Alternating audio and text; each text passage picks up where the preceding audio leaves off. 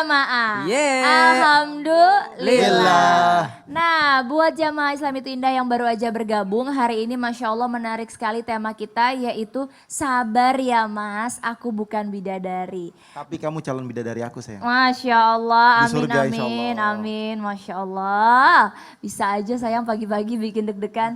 Nah tadi sebelumnya di segmen yang sebelumnya aku udah bertanya sama Ustadz Syam nih, bener gak sih kalau seandainya kita tuh mencari jodoh harus yang satu misi agar rumah tangganya harmonis dan jarang bertengkar. Rahasianya gimana nih Ustadz Syam nih? Waduh, subhanallah, kembali lagi kami mohon izin, mungkin baru ada jamaah yang baru bergabung dari daerah yang lain, itu karena baru tayang gitu kan, Islam itu indah. Hari ini membahas tema yang luar biasa, Masya Allah. Syam belum pantas untuk membahasnya, tapi insya Allah mudah-mudahan kita sama-sama untuk belajar tanpa bermaksud menggurui ataupun mengajari. Tabe kembali guru kami Habib Utsman dan juga Mbak Kartika dan seluruh guru kami yang menyaksikan Islam itu indah. Visi dan misi pasangan. Waduh, subhanallah. Memang di dalam Al-Quran kita tuh kan tidak boleh melakukan suatu pekerjaan tanpa ada visi misinya gitu. Tanpa ada goalsnya, tanpa ada tujuannya gitu. Maka disebutkan dalam Al-Quran misi daripada berpasangan ini apa sih? Dalam Al-Quran Allah katakan dalam surah Ar-Rum ayat 21. Wa min ayatihi an khalaqa lakum min anfusikum azwaja. Dan di antara tanda-tanda kebesaran Allah Subhanahu wa taala, Allah menciptakan dari diri kalian sendiri, jenis kalian sendiri yaitu sesama manusia, yakni menjadi azwaj, pasangan bagi kalian, dan kami menciptakan kalian berpasang-pasangan. Untuk apa? Nah ini dia nih, tujuannya untuk apa? Litaskunu ilaiha. Maka visinya adalah untuk mendapatkan sakinah.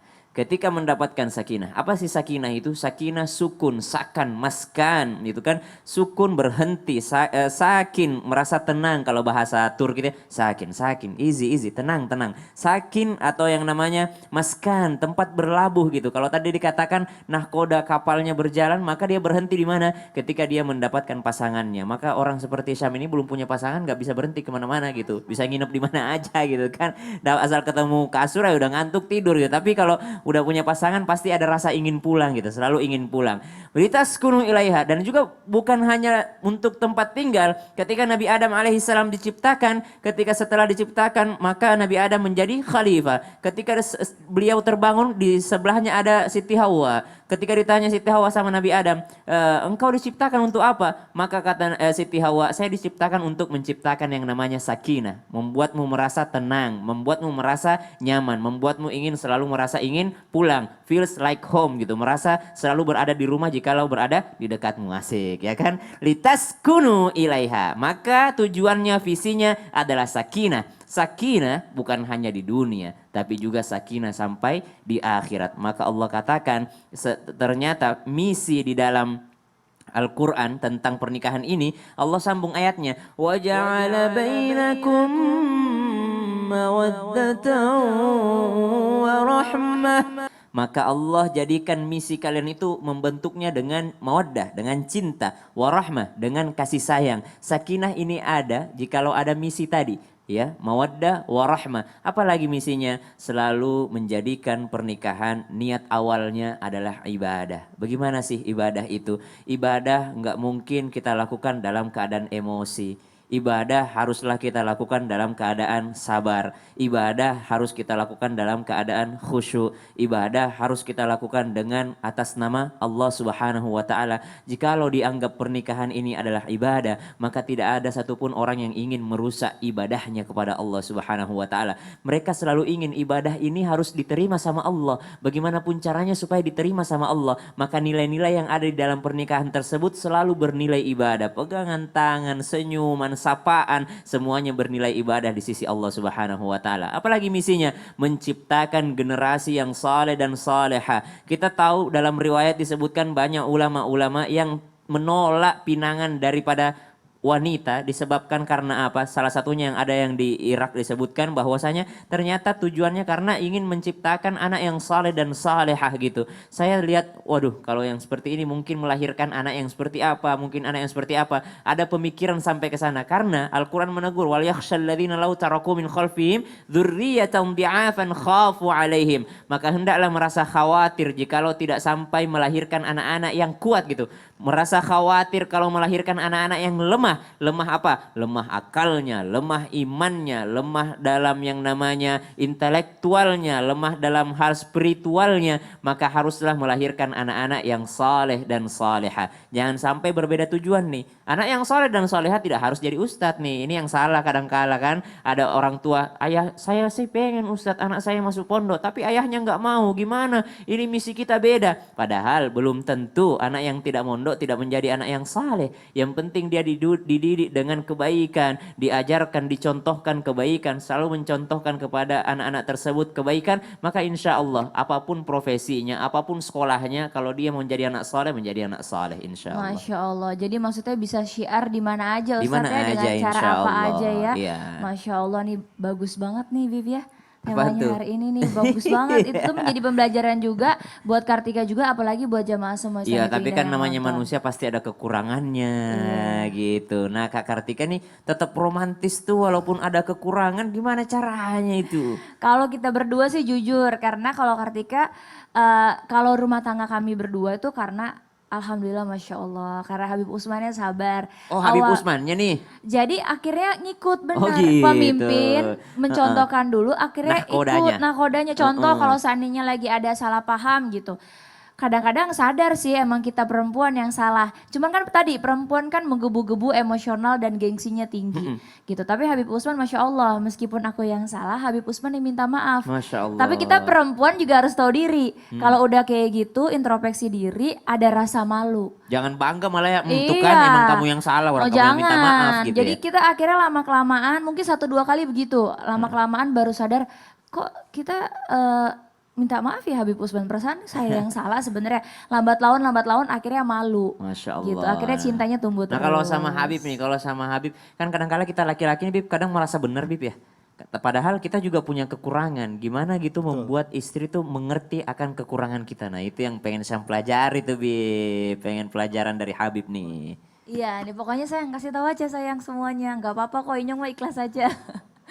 Silakan sayang. Bismillahirrahmanirrahim. Allahumma sholli ala Sayyidina Muhammad wa ala ali Sayyidina Muhammad. Cara mendidik istri agar mengerti dan memahami keadaan dan kekurangan suami biar menjaga keharmonisan dalam tadi yang Ustaz Syam bilang sakinah, mawaddah warahmah. Ketenangan dengan menciptakan dalam rumahnya cinta dan kasih sayang. Yang pertama, sentuh hati keduanya dengan niat untuk merubah ke arah yang lebih baik. Kasih tahu, bilangin dengan cara yang lembut, dengan cara yang baik, contohkan yang baik, etika yang baik, sebagaimana Rasulullah SAW yang wajib kita contoh, suri toladan yang terbaik. Bagaimana yang dilakukan Rasulullah? Rasulullah membantu istrinya. Kalau salah dideketin, nggak apa-apa, belajar. Kasinan aja dimakan sama Rasulullah sampai habis, nggak usah kasih tangga, biar aku yang makan. Tapi ada bentuk pendidikan yang luar biasa yang dilakukan siapa? Rasulullah SAW. Sentuh hatinya, bilang, kita nggak mungkin bisa berubah tanpa niat kita. Innallaha la yughairu ma biqaumi hatta yughairu ma bi anfusihim. Allah tidak akan merubah nasib sebuah kaum sampai kaum itu merubah dirinya. Allah nggak akan merubah kita. Allah nggak akan merubah diri kita kecuali kita mempunyai niat untuk merubah diri kita. Kalau kita punya niat nih, ya Allah, saya tahu nih saya nggak benar, saya brengsek, saya nggak baik, saya galak, saya nggak sabaran. Ya Allah, saya niat mau rubah diri saya. Nah, dengan niat itulah yang mendatangkan suatu hidayah dari Allah. Ya Allah, saya mau berhenti ngerokok nih, atau saya mau berhenti ini nih, saya mau berhenti berbuat maksiat, berhenti berbuat dosa dan lain sebagainya. Diniatkan, ya Allah, dengan niat yang terbaik. Agar apa? Agar Allah berikan keberkahan di dalamnya. Yang dimana aku punya niat ya Allah merubah diriku, merubah nasibku dengan niat yang aku milikin. Nah, kalau udah niat berubah, mudah semuanya gampang. Tapi banyak di antara kita mereka nggak mau merubah niatnya karena apa? Karena mereka tidak mengerti dan memahami yang dikatakan tadi Ustaz Sam tuh, mawaddah warahmah, cinta dan kasih sayang. Sehingga apa? Tidak menimbulkan ketenangan. Takutlah, gusarlah, bingunglah. Nah, nggak boleh gengsi. Harus jadi suami, mengerti dan memahamin. Allah nggak akan merubah nasib sebuah kaum sampai orang itu mau merubahnya sendiri. Jadi dari diri kita. Nah, jelaskan keadaan dan kekurangannya dengan kejujuran. Saya kurangnya ini, saya nggak bisa seperti ini. Saya begini. Ceritakan. Kejujuran akan menciptakan sebuah kebahagiaan dalam rumah tangga. Kejujuran akan mendekatkan diri kita terhadap istri kita sehingga kita insya Allah akan mendapatkan keridhoannya Allah yang dikasih hidayah, merubah hati dan jiwa kita. Dan yang terpenting, tunjukkan cinta kita terhadap istri kita. Tunjukin tuh, tampilkan bahwa saya ini cinta sama istri saya, kasih kenyamanan, kasih pengertian yang baik, kasih tahu bahwasanya nih saya ini berada di tempat ini karenamu sayang. Aku cinta kepadamu. Jadikanlah kamu manusia yang tadi Ustaz Sam bilang, sakan, tenangan. Sampai di rumah istrinya menangkan, sampai rumah istrinya luar biasa. Suami menunjukkan bahwasanya ketenangan itu didapat daripada seorang suami yang dimana cinta terhadap istrinya menunjukkan kasih sayangnya. Kasih hadiah, kasih hiburan, ajak makan bersama. Ajak apa lagi Ustaz? Ajak nonton yang baik-baik. Dengan nonton yang baik itu menunjukkan bahwasanya oh ini cerita tentang Rasulullah, ini cerita tentang sahabat Sayyidina Abu Bakar, ini cerita tentang Sayyidina Umar, ini cerita tentang Sayyidatuna Khadijah, Sayyidatuna Fatimah. Menjelaskan cerita bahwasanya cerita tersebut mencerminkan rumah tangga contoh pada Rasul dan para sahabatnya Rasulullah sallallahu alaihi wasallam. Dan yang terpenting, ajarkan istri ilmu agama agar memahami dan mengerti makna daripada bersyukur dan bersabar. Hidup itu ujian, hidup itu cobaan, hidup itu penuh dengan hal-hal yang akan terjadi dalam diri kita. Kalau kita bersyukur, kita akan mengerti, ya Allah, jadikanlah hamba manusia yang bersyukur dan jadikanlah istri saya orang yang sabar dan bersyukur juga dan saya orang yang bersabar. Sehingga kalau ada apa-apaan, ya Allah, ini ujian, saya harus bersabar. Kalau misalkan timbul satu kebahagiaan, dapat rezeki, alhamdulillah ya Allah, agar Allah tambah nikmatnya. Timbul suatu musibah, ya Allah saya bersabar atas musibah yang Allah Ta'ala berikan. Semoga Allah mendatangkan kebaikan dan keberkahan. Karena apa? Karena manusia yang ketika dia berumah tangga, terjadi sebuah hubungan suami istri, maka saling mengerti, saling memahami, bersyukur ketika mempunyai dan bersabar ketika mendapat musibah, itulah keberkahan yang hakiki. Masya Allah. Jadi maksudnya bersyukur bersama-sama, bersabar bersama-sama ya Bip ya. Walaupun susah. Walaupun susah, dihadapin bersama-sama, saling menguatkan ya sayang ya. Biasanya susah itu Iya. baru bersabar bersyukur. Iya. Kalau senang lupa. Makanya jangan menjadi orang yang lupa dulu, nanti Betul. dikasih ujian ya sayang ya. Betul. Masya Allah, ini luar biasa banget nih. Tapi ngomong-ngomong nih mohon maaf nih Ustadz Syam ya. Karena udah ada segmen yang kita berdua Oh dulu silahkan. nih. Izin Ustadz Syam ya. Udah biasa. Kita pasti nih langsung aja masuk ke segmen Tanya Dong Sayang. Karena udah banyak banget dari Jamaah Islam itu Indah. Kalau seandainya udah ada kita berdua segmennya jadinya Tanya Dong Sayang. Langsung kita baca aja nih. Pertanyaan pertama. Assalamualaikum Ustadz, mohon bertanya bagaimana caranya menghadapi pelakor atau orang yang sudah merusak rumah tangga agar tidak ada dendam di hati. Terima kasih, wassalam. Tuh sayang. Bismillahirrahmanirrahim. Allahumma sholli ala sayyidina Muhammad wa ala ali sayyidina Muhammad. Kita harus mengerti dan memahami bahwasanya caranya yakinkan segala sesuatu adalah kehendaknya Allah. Karena itu khairihi wa sarihi minallah ta'ala. Baik dan buruknya semua dari Allah, kehendak Allah. Sehingga kita bisa mengambil hikmah dari setiap kejadian yang terjadi dalam diri kita. Introspeksi diri kita. Kita ngakuin saya punya dosa ya Allah. Saya berbuat ini, itu macam-macam. Ngakuin kita punya dosa. Wa ma asabakum min musibatin fabima kasabat aidikum. Dan apa saja musibah yang menimpa diri kita, maka itu adalah disebabkan oleh perbuatan kita sendiri. Jadi minta ampunan kepada Allah. Bahwasanya musibah itu turun disebabkan dosa yang terjadi dalam diri kita. Dan kita bertobat kepada Allah sehingga kita berharap agar Allah terima taubat kita. Kalau taubat insya Allah gak akan ada musibah. Orang yang mendekatkan diri kepada Allah, taubat dan nasuha minta ampunan sama Allah, musibah insya Allah jauh. Tapi yang ada ujian cobaan. Ujian cobaan kita bisa ambil hikmahnya. Terus apa lagi yang dilakukan? Yang terakhir, maafin. Berbuat baik insya Allah pahala besar. Faman afa wa aslaha fajruhu ala Allah. dapat ganjaran yang besar kalau kita udah maafin. Ya Allah saya maafin, saya ikhlasin. Mungkin ini ujian saya, ini cobaan saya hadapin ya Allah. Sehingga berharap kepada Allah Subhanahu wa taala, ya Allah, ini jalan yang aku hadapin sehingga Allah mudahkan jalanku menuju takdir-takdir yang baik dan kehidupan yang baik. Sehingga aku menjadikan diriku mendapatkan ketenangan yang Ustaz Syam bilang dan cinta dan kasih sayang yang ke depannya. Jangan lihat ke belakang. Iya betul. Lagian juga kan nggak salah pelakor sepenuhnya ya Beb ya. Kalau lakinya nggak nyambut juga ya nggak jadi. Jadi maafin aja ya Beb ya. Oke sayang Inyong bacain lagi nih pertanyaan berikutnya. Assalamualaikum Pak Ustadz, dosa enggak ya saya berkata agak kasar ketika menagih utang. Karena utangnya itu udah 2 tahun belum dibayar-bayar. Saya lelah menagih, rasanya saya seperti orang mengemis. Malah saya diblokir, mohon jawabannya. Nah nih biasanya orang kalau minjem duit gampang Ustaz. Minjem duit gampang, giliran ditagih susah, sangat susah. Apa yang harus kita lakukan? Yang pertama, kalau kita mau nagih utang, kita nggak boleh marah-marah. Nggak boleh kita emosional. Dosa kita. Kenapa? Kalau orang sudah emosional, kita udah marah-marah. Orang punya hutang, kita datengin teriak-teriakan, dosa, nggak boleh. Jika orang mempunyai hutang, etikat baik hendaknya nagih dengan sopan santun, sikap yang lembut, dengan sikap yang baik.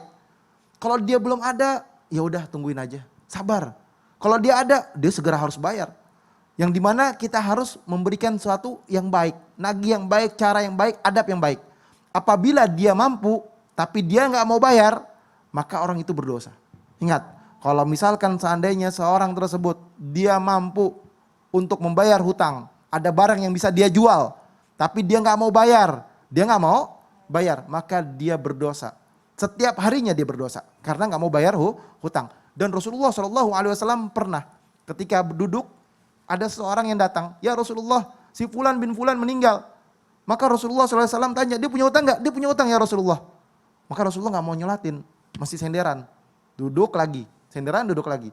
Tapi nggak lama kemudian, ya Rasulullah dia saudaraku, aku tanggung. Rasulullah langsung bangun sholatin. Jadi maknanya adalah apabila dia punya utang masih punya ganjelan. Tapi tetap disolatin sama sahabat-sahabat yang lain. Tapi Rasulullah gak mau solatin karena apa? Hutang itu sampai kiamat akan ditanggung sama dia. Siapa orang yang mau bayar hutang, insya Allah dia mendapatkan satu pahala yang besar karena sudah membayar haknya. Oh makanya ada kata utang itu dibawa mati loh. Dibawa mati, sampai gitu mati. Ya, berarti kalau emang ada hutang, lebih baik kasih tahu aja ilmunya ya sayang ya. Betul. Suruh nonton Islam itu indah. Betul. Bilangin tuh kalau kamu Bayar punya hutanglah utang. kamu, jangan sampai besok pahala kamu saya ambil. Aduh, nauzubillah min zalik, nyari pahala susah ya Beb ya. Betul. Ya aduh ini Masya Allah banget nih ya jawabannya, mudah-mudahan puas buat semua jamaah Islam itu indah yang udah bertanya di segmen tanya dong sayang. Nah tapi ngomong-ngomong lagi nih Ustadz nih, coba diajarin juga ke jamaah Islam itu indah tentang ada nggak sih cara-cara yang bisa dilakukan untuk para istri atau para calon-calon istri biar suaminya itu bersabar atau biar istrinya itu sendiri juga bersabar, tidak memancing suaminya menjadi emosional, jadi bertingkah laku kasar, tidak baik. Nah itu mungkin ada cara-cara dan trik-trik khusus Ustadz. Oh berarti ini kita yang mengajak orang lain untuk bersabar gitu Iya, ya? mengajak istri, pasangannya para wanita untuk bersabar gitu Iya ya? betul. Pasti ada caranya karena Jelasin nggak dong. ada masalah yang nggak ada solusinya. Insya Allah ada solusinya tapi jangan sekarang. Panjang emang. Iya mau memperbaiki perasaan dulu habis lihat segmen tanya dong sayang. Bisa aja Ustadz. Sebenarnya Ustadz Syam itu memberikan kesempatan untuk jamaah Islam itu indah untuk mengajak keluarga, kerabat, Betul. sahabat, tetangganya untuk nonton Islam itu indah. Biar dapat ilmunya bermanfaat, hidupnya jauh lebih sakinah mawaddah warahmah. Amin. Ya Rabbal alamin. Jamaah. Yeah. Oh jamaah. Yeah. Alhamdulillah. Alhamdulillah.